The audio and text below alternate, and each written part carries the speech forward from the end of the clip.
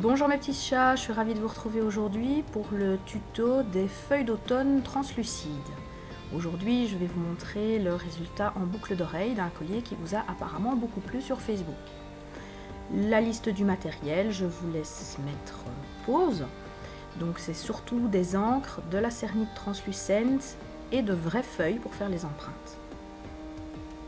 Donc je vais commencer par prendre de la céramique translucente normale, neutre, à laquelle je vais venir mélanger un tout petit bout de translucente jaune, histoire de teinter un petit peu ma pâte, mais il en faut vraiment très peu.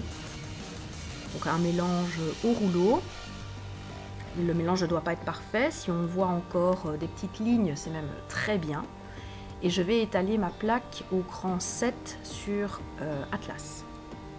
Ensuite, je choisis des feuilles que je vais venir imprimer. Alors bien le côté nervuré qui est le plus en relief.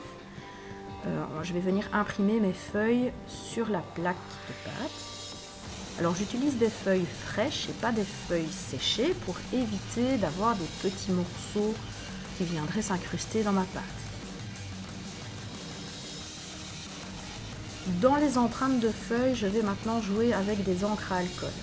Alors j'ai choisi des encres à alcool Pignata et Adirondack, vert, orange, un peu de rouge, un peu de jaune aussi. À vous de voir comment vous assortissez vos couleurs en fonction de l'effet recherché, plus automne, plus printemps, tout est possible. Donc je viens estomper un petit peu avec une lingette le surplus d'encre qu'il pourrait y avoir sur ma pâte. En même temps, ça fait des mélanges de couleurs et c'est pas plus mal non plus pour le rendu final.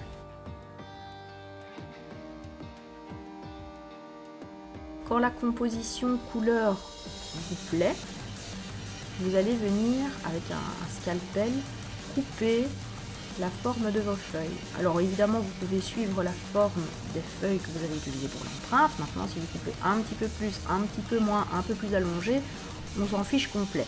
La feuille de base, c'était vraiment pour avoir l'empreinte des nervures et pas la forme définitive de la feuille. Le reste de pâte, je vais le remélanger. Donc c'est toujours mon mélange translucente et translucente jaune, dans laquelle du coup il y a un petit peu d'encre qui est venue se rajouter. Ça va redonner une teinte supplémentaire à la deuxième série de feuilles que je vais réaliser. Toujours le même processus, donc on mélange, une plaque au cran 7, on imprime, on joue avec les encres, on remet les mêmes couleurs, on en change, c'est à vous de voir.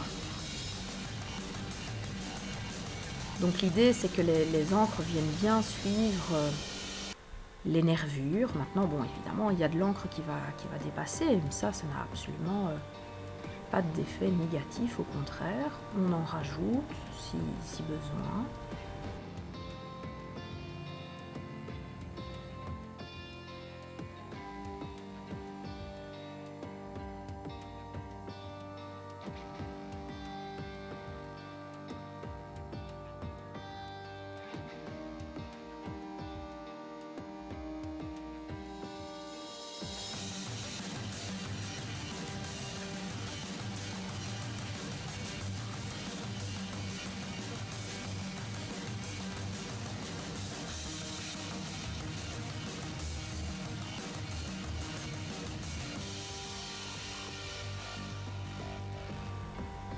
Alors vous voyez, à chaque fois que je mets de l'encre à alcool, je la mets au bord de la feuille, jamais en plein milieu.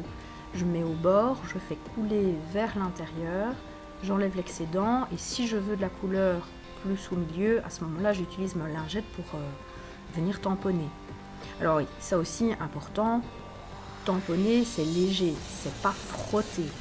Ça donnerait des coulées et des traînées à la couleur qui, moi, perso, ne m'intéresse pas des masses. Mais en même temps, ça enlèverait une partie des empreintes. Les empreintes n'ont toujours été faites qu'avec des feuilles. Autant il y a l'empreinte, autant c'est pas marqué, c'est pas une plaque de texture non plus. Hein, c'est pas hyper profond comme sillon. Donc si on va trop brusquement avec sa lingette, on risquerait de tout enlever. Ce serait un petit peu dommage, je trouve. Alors ici j'ai rajouté un petit peu de jaune pour pour éclaircir ma teinte bordeaux qui était quand même, je trouvais, moi, assez dominante. Maintenant, de nouveau, les choix de couleurs, c'est selon votre bon goût, n'est-ce pas, monsieur, dame? Cette technique peut tout à fait être faite aussi pour des feuilles plus printanières. Au lieu de prendre de la cernite jaune au départ, on utiliserait de la cernite verte, voire un petit peu d'encre à alcool directement de base. Et alors à ce moment-là, on jouerait sur des jeux de vert pour teinter les feuilles et avoir quelque chose de beaucoup plus printanier, feuilles fraîches, jeunes bourgeons. Et je recommence le mélange une troisième fois. Donc l'idée ici était de faire une paire de boucles d'oreilles avec 3 feuilles pour chaque boucle d'oreille. Partir donc sur 6 feuilles, vous êtes bon en calcul. Et alors on voit ici pour cette dernière série d'empreintes, la troisième série, ma pâte translu, pâte scrap, puisqu'elle devient de plus en plus mélangée avec les ajouts d'encre qu'il y a.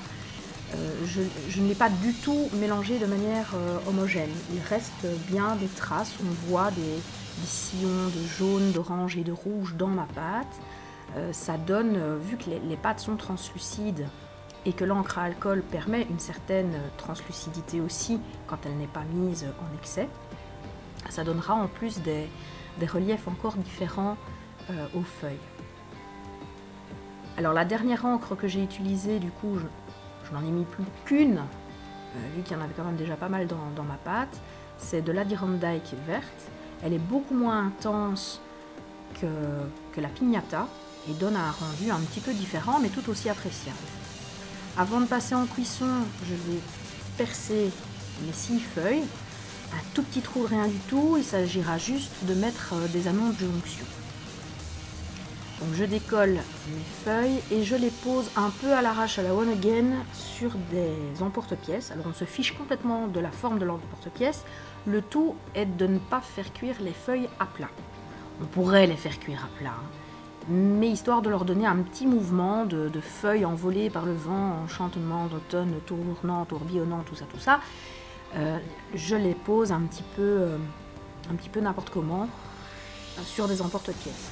Alors n'importe comment, oui et non, je fais quand même en sorte que mes feuilles ne se touchent pas les unes aux autres, c'est quand même un peu dommage qu'elles soient collées, c'est pas le but recherché.